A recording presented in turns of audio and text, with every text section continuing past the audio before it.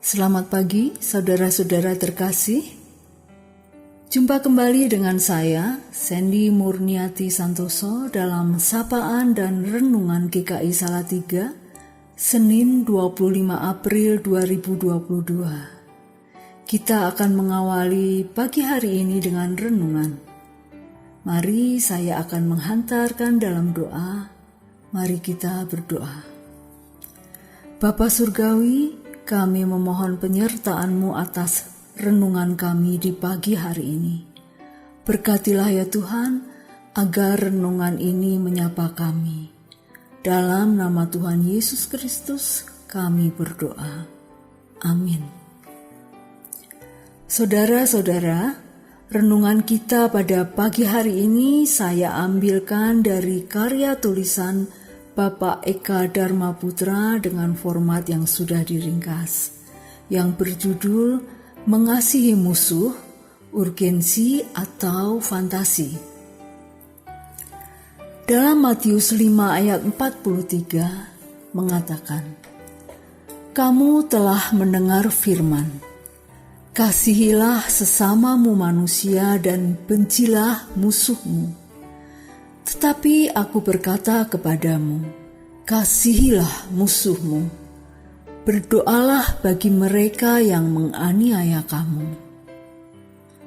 Nietzsche, seorang filsuf Jerman, mengatakan bahwa perintah mengasihi musuh adalah salah satu saja dari banyak bukti nyata betapa ajaran Yesus dan etika Kristen cuma cocok untuk orang yang kepribadiannya sangat lembek, bukan etikanya orang yang tegar perkasa.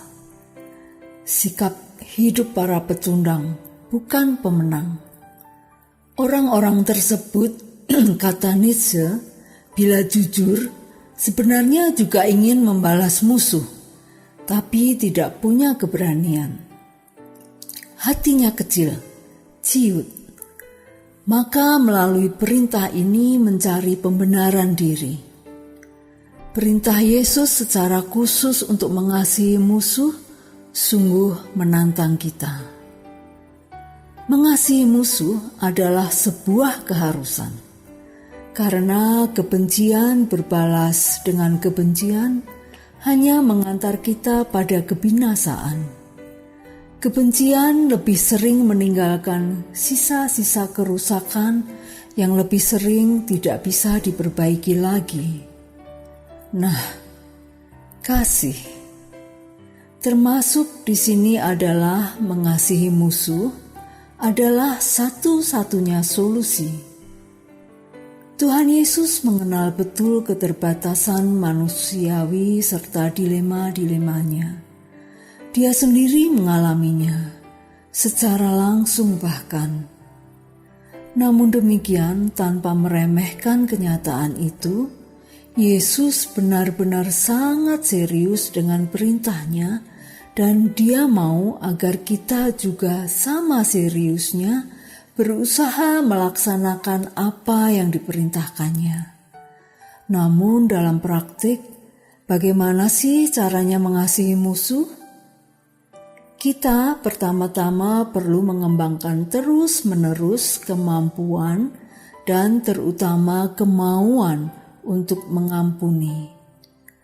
Orang tidak mungkin mengasihi tanpa mengampuni.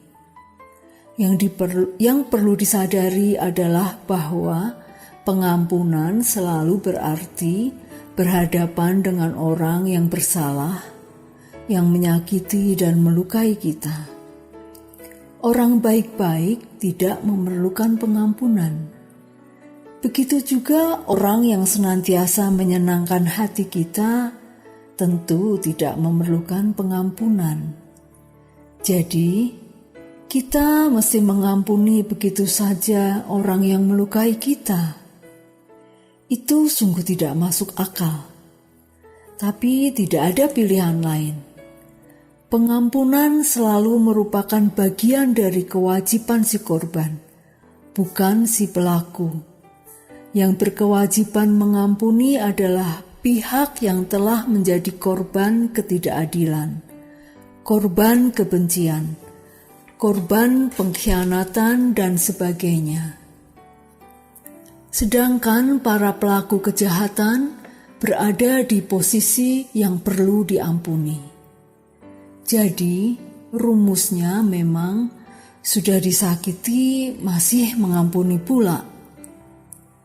Pengampunan bukan berarti melupakan. Pengampunan bukan berarti melupakan semua kejahatan yang pernah kita terima. Sama sekali tidak. Kesakitan tidak bisa dilupakan.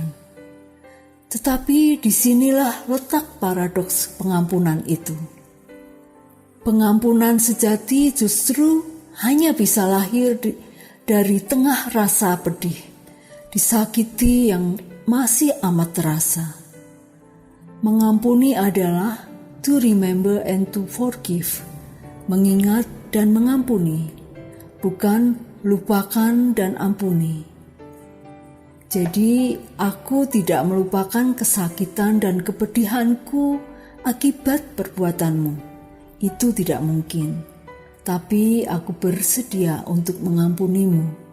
Kira-kira begitu. Bagaimana ini bisa terjadi? Tentu saja, karena adanya kemauan yang kuat dan tekad yang bulat. Mengampuni sesungguhnya adalah soal mau atau tidak mau, bukan bisa atau tidak bisa. Yang harus disadari adalah bahwa dalam setiap orang terdapat keburukan maupun kebaikan. Demikian juga kita. Pasti ada kekurangan dan kelemahan di dalam kita. Itu sebabnya kita membutuhkan pengampunan juga dari orang lain, sehingga tidak ada alasan yang sah untuk enggan mengampuni. Pengampunan haruslah tulus tanpa terpaksa. Kita harus memaksa diri kita untuk bersedia mengampuni. Kita dapat memulai dengan mengusir kebencian, memadamkan dendam, dan menghadirkan damai. Mulailah dengan yang ada di hati kita masing-masing. Yakinlah, arti dan dampaknya akan besar sekali. Demikian saudara-saudara renungan kita pada pagi hari ini, semoga bermanfaat. Tuhan Yesus memberkati. Mari kita berdoa. Bapa kami, sungguh kami mengucap syukur karena Engkau mengajarkan kepada kami untuk mengasihi orang-orang yang menyakiti kami, untuk mengasihi musuh-musuh kami. Dalam kelemahan kami, bantulah kami ya Roh Kudus, mampukanlah kami untuk kami boleh meneladani Engkau. Terima kasih Tuhan Yesus, dalam nama-Mu kami berdoa. Amin. Selamat pagi, selamat beraktivitas. Tuhan Yesus memberkati.